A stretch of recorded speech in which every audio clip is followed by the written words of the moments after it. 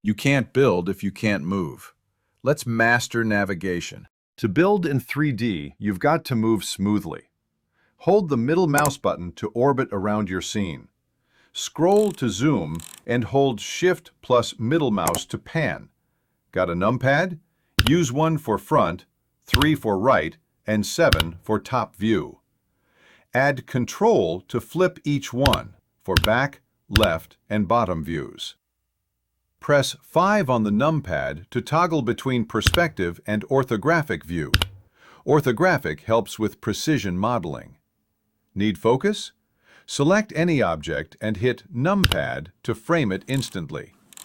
Try numpad/ for local view.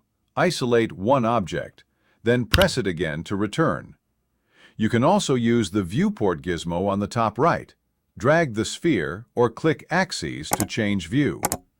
For video game style movement, hit Shift plus tilde and use WASD to fly.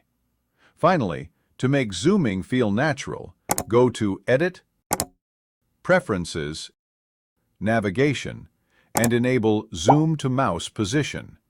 You're now moving like a pro. Next up, let's customize your workspace.